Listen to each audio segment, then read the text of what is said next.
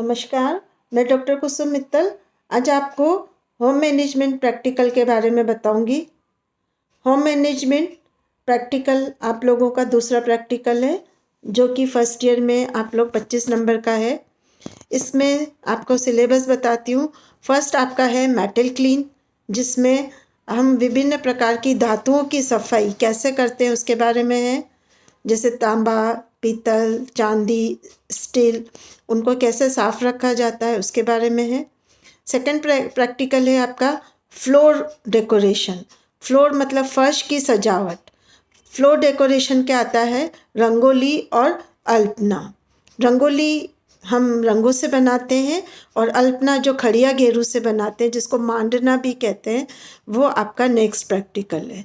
तो गर्ल्स, मैं आपको ये बताऊंगी कि आप लोग जब तक आपके प्रैक्टिकल वैसे स्टार्ट नहीं होते हैं, तब तक आप लोग रंगोली और अल्पना के डिज़ाइंस जो पेपर में आती है, कहीं आपको मैगज़ीन में मिलती है, उनको काट के अपने पास रखिएगा कि जो आप बाद में प्रैक्टिकल में बनाएंगे। फिर नेक्स्ट है आपके विभिन्न प्रकार के त्योहारों पर डेकोरेशन। त्योहारों पे डेकोरेशन में आता है जनरली जो हमारे हिंदू समाज में या हिंदू में जो त्यौहार बनाए जाते हैं, जनरली दीपावली, होली, ये मनाए जाते हैं। और क्रिश्चियंस के अंदर क्रिसमस मनाया जाता है। मुस्लिम्स में ईद मनाई जाती है।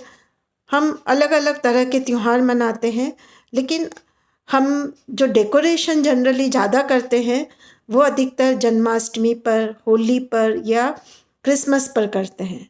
तो हम आपको दो तरह के डेकोरेशन करवाएंगे, एक तो दीपावली पर और साथ में जो है वो इसमें क्रिसमस का। फिर है विभिन्न जो कहते हैं कि सेलिब्रेशंस, जैसे बर्थडे पार्टी और न्यू ईयर सेलिब्रेशन, वो है आपके प्रैक्टिकल में। और जो लास्ट प्रैक्टिकल है वो है विभिन्न प्रकार के कमरों की सजावट। हम घर के अंदर विभिन्न प्रकार के एलिमेंट ऑफ आर्ट और प्रिंसिपल ऑफ डिज़ाइन को ध्यान में रखते हुए घर को कैसे सजाना चाहिए, कम साधनों में हम घर को कैसे सुंदर और आकर्षक सजा सकते हैं, उसमें आप drawing room, dining room, bedroom, kitchen, study room, उसके बारे में आप इसके अंदर अरेंजमेंट करेंगे। इसके लिए भी आपको एक फ़ाइल बनानी है। फ़ाइल जो है वो आपको सिंपल केमिस्ट्री और जो फिजिक्स की प्रैक्टिकल फ़ाइल आती है वो बनानी है। तो आपको इसमें फर्स्ट प्रैक्टिकल जो है वो है दांतों की सफाई। दांतों की सफाई ये आपको होम मैनेजमेंट में इसलिए पढ़ाया जाता है कि होम मैनेजमेंट दो शब्दों से मिलकर बना है कि होम मतलब घर, मैनेजमेंट मीन्स व्यवस्था। घर को कम साधनों में कैसे हम सुंदर, आकर्षक, व्यवस्थित रखें, तो उसमें हमारे किचन के बर्तन भी आते हैं। तो और किचन के अलावा आजकल बहुत सारे ऐसे डेकोरेटिव आइटम्स आते हैं जो कि धातु के बने हुए होते हैं, पीतल के और तांबे के, कांच के भी होते हैं। उसको हम कैसे साफ रखना चाहिए, इसलिए आपको इसके अंदर होम मैनेजमेंट के अंदर विभिन्न धातुओं की सफाई पढ़ाई जाएगी। तो आप लोगों से एक रिक्वेस्ट है कि आप लोग विभिन्न प्रकार के रूम अरेंजमेंट, विभिन्न प्रकार के सेलिब्रेशन और फ्लोर डिज़ाइन के जितने भी आपको कोई कटिंग मिलती है, कोई पिक्चर मिलती है, उनको काट के आप अपने पास रखिएगा। फाइल में ये सब चीज़ें चिपकानी है आपको, और साथ में आप लोगों को जब हम प्रैक्टिकल कराएंगे तब इनकी डिज़ाइंस भी आपके काम आएगी। तो आज मैं आपको बता रही हूँ विभिन्न प्रकार के धातुओं की सफाई के बारे में। तो आपको मेन जो धातु है उसके बारे में बताऊंगी। आप लोग चाहो तो घर पे भी एक बार प्रैक्टिकल करके देख सकते हैं, जैसे मैं बता रही हूँ वैसे। तो फर्स्ट मैं आपको बता रही हूँ पीतल की सफाई। धातु कई प्रकार की होती है, उसमें फर्स्ट है पीतल की सफाई। पीतल के बर्तन पुराने समय में तो घरों में खाने के लिए, पकाने के लिए पीतल के बर्तनों का ही प्रयोग किया जाता था। आजकल खाने के लिए और पकाने के लिए पीतल के बर्तन काम में नहीं लिए जाते हैं, लेकिन आजकल डेकोरेशन में बहुत सारे पीतल की धातु काम में ली जाती है। जैसे आजकल बहुत सारे फ्लावर पॉट्स पीतल के आते हैं, स्टैचूज़ आती हैं, और साथ में दीवारों पर लगाने की कई सारी डिस्क वगैरह आती है जो कि पीतल की बनी हुई होती है, लैंप वगैरह होते हैं। तो पीतल एक धातु है जो कि हार्ड होती है, उसको हम साफ़ कर सकते हैं राख वगैरह से भी। और लेकिन पीतल की धातु जो है वो एयर के कांटेक्ट में आके बहुत जल्दी उसका कलर काला काला हो जाता है या उस पर धब्बे दिखने लग जाते हैं। अगर धब्बे वाले बर्तन और काले बर्तन अगर हम घर में रखते हैं तो उससे वो दिखने में अच्छे नहीं लगते हैं। इसलिए हमें पीतल के बर्तनों की सफाई बहुत ध्यान से करनी चाहिए। पीतल के बर्तन को साफ़ करने के लिए जो हमें सामान चाहिए वो कोई भी खट्टा पदार्थ, जैसे कि दही, इमली या नींबू, हम कुछ भी ले सकते हैं, और साथ में उसके साथ लेंगे नमक। तो मैं आपको एक प्रोसेस से बता रही हूँ, आप लोग अपने घर में प्रैक्टिकल करके दूसरे प्रोसेस से भी देख सकते हैं। अगर पीतल के हमारे पास बर्तन हैं, खाने वाले बर्तन हैं, जैसे घरों में चर्रू है, लोटे हैं, वो आज भी पीतल के पाए जाते हैं।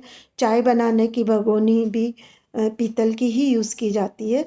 तो उसके लिए हम कह सकते हैं कि पीतल के बर्तन को साफ़ करने के लिए हम क्या करेंगे, पहले कि उसको नींबू पर नमक लगा के उस बर्तन पर रगड़ेंगे, तो उसका एक काला काला है, हरा हरा कुछ ऐसा मतलब कह सकते हैं कि गंदगी निकलेगी।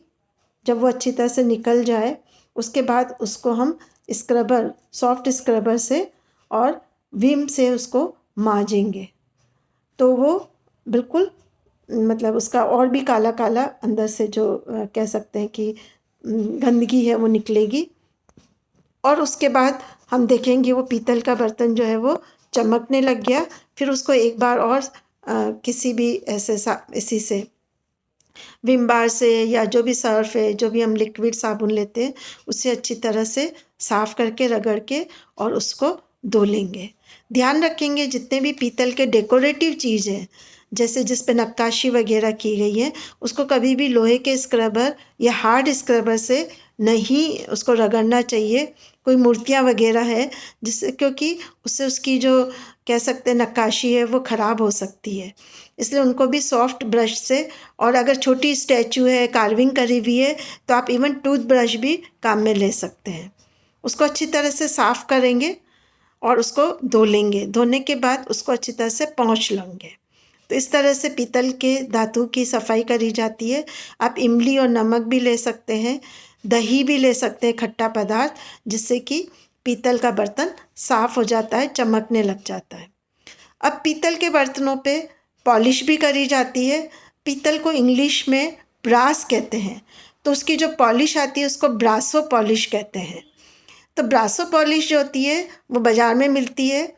तो जितने भी डेकोरेटिव पीतल के बर्तन हैं उसमें और चमक लाने के लिए हम ब्रास पॉलिश करते हैं। रुई की सहायता से उसके ऊपर पॉलिश कर दी जाती है, जिससे कि उस बर्तन में और भी चमक आ जाती है।